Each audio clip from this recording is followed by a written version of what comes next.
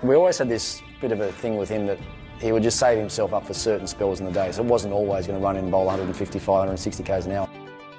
At his peak, Shoaib Akhtar wasn't just fast, he was overwhelming. Ricky Ponting once described facing him as something beyond batting, where reaction time vanished and instinct took over.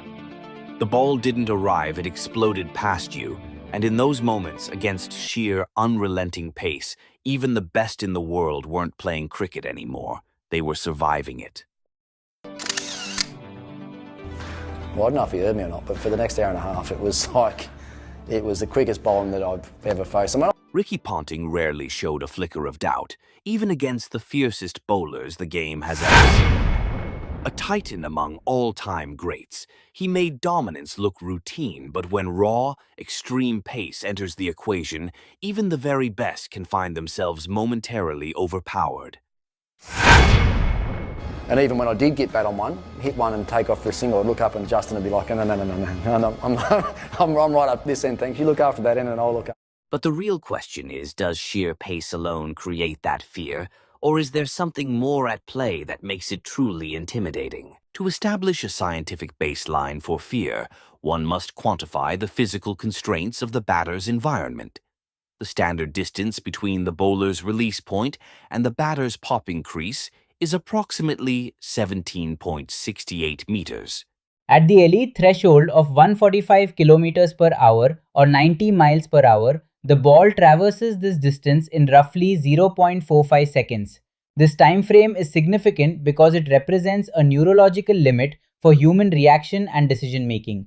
Within this window, a batter must identify the ball's line and length, estimate its bounce, select a stroke, and physically coordinate the movement of the feet and bat.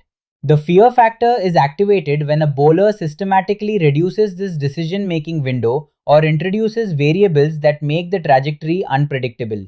Neurological research suggests that elite batters require approximately 0.252 seconds to react to the ball before it bounces, leaving a mere 0.168 seconds to finalize shot selection after the ball hits the pitch. Any delivery reaching the batter in under 0.4 seconds, those delivered at the 100 mile per hour or 161 km per hour mark, effectively forces the batter into a state of instinctive survival rather than calculated play. Here is the data regarding velocity to time trajectory dynamics. The data indicates that the difference between 90 miles per hour and 100 miles per hour is not merely a quantitative increase in speed, but a qualitative shift in the batter's ability to process visual information. At 100 miles per hour, the post-bounce decision window shrinks to less than 0.16 seconds near the limit of human neurological latency. Bowlers who maintain high release speeds on consistent basis possess a direct psychological advantage over the opposition batters. It's just knowing you've got that power, to dominate. It's a funny thing, you would never know it unless you were there, unless you're a quick bowler and the opposition. I mean, they honestly had fear in their eyes. I don't care who they were, how good they thought they were, whatever. Even when you play international, mate, it's not a good feeling to know that you look around and the blokes are standing over there on the hill, sort of. A critical debate in the formulation of the fear factor index is the weighting of raw velocity versus release height and bounce. While 100 miles per hour is the ultimate marketing metric, statistical and physical analysis suggests that steepling bounce provides a more significant threat to batter safety and decision making on contemporary pitches. The physics of the vertical angle, a ball delivered at 145 kilometers per hour. Good delivery, the angled delivery across the left-hander. Well, it's just a steady flow of batsmen at the moment. From a release height of 7 feet, typical for a 6'6 bowler like Mitchell Starc or 6'8 Joel Garner, creates a much steeper angle of incidence than a shorter bowler delivering at the same speed. This vertical component forces the batter to adjust their vertical line of sight more drastically, which is neurologically more demanding than tracking horizontal movements. The wicket that Australia wanted. Mitchell Starc strips away the resistance as Australia revives. Mitchell Starc's fear factor stems from his lethal combination of high speed, sharp in-swing and acute Yorkers, making him one of the most intimidating left-arm pacers in modern cricket. In summary, it's reasonable to conclude that deliveries with moderate pace combined with bounce and movement are more challenging to face than extremely fast deliveries that lack those additional elements.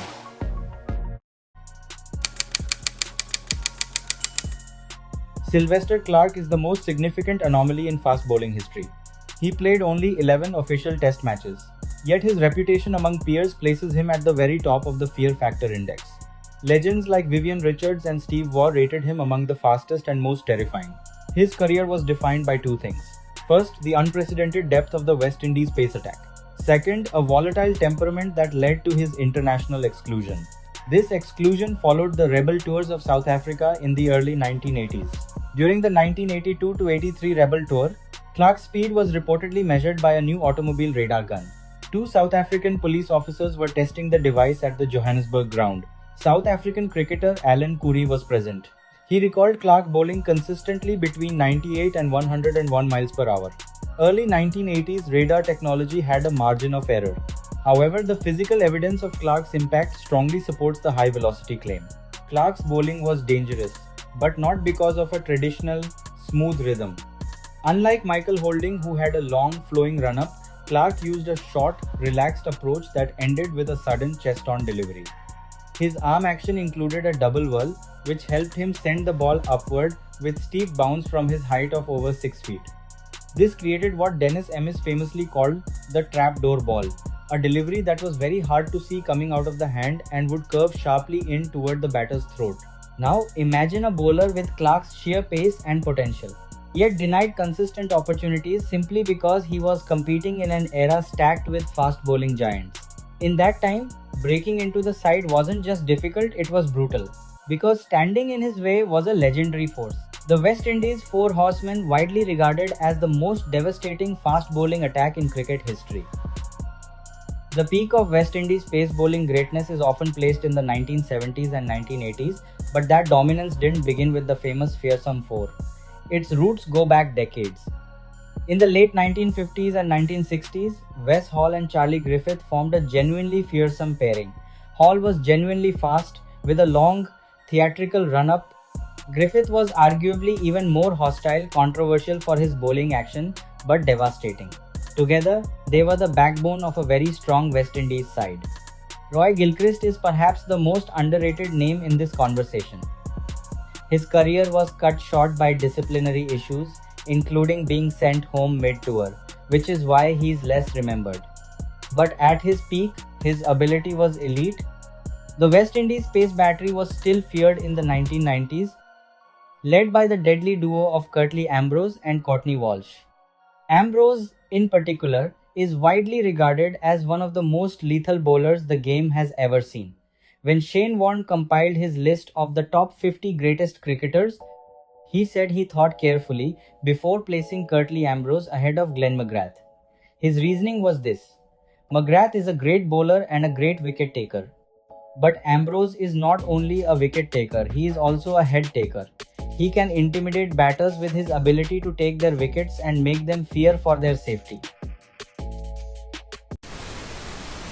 Apart from this comparison, if we look at the discussion around the greatest pacer from Australia, many cricket fans still rate Dennis Lillee ahead of Glenn McGrath, despite McGrath's clear statistical superiority.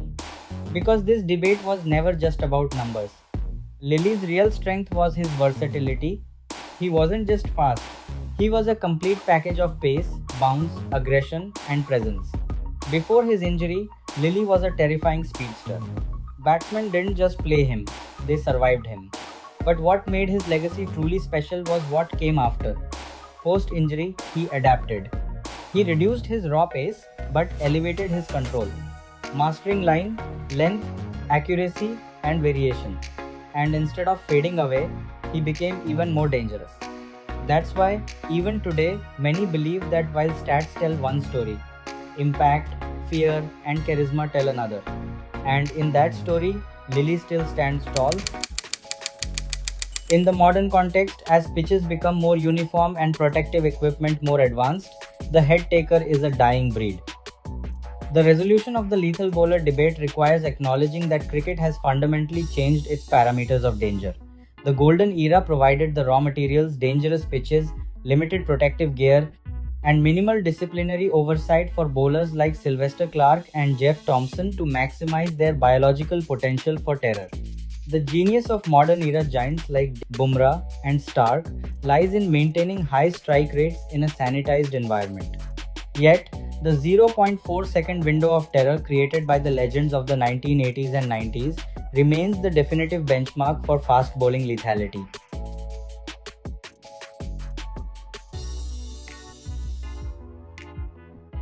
Do today's fast bowlers seem less effective because modern cricket rules favor batters, or has their own natural edge and lethal potential declined over time? Share your thoughts in the comments.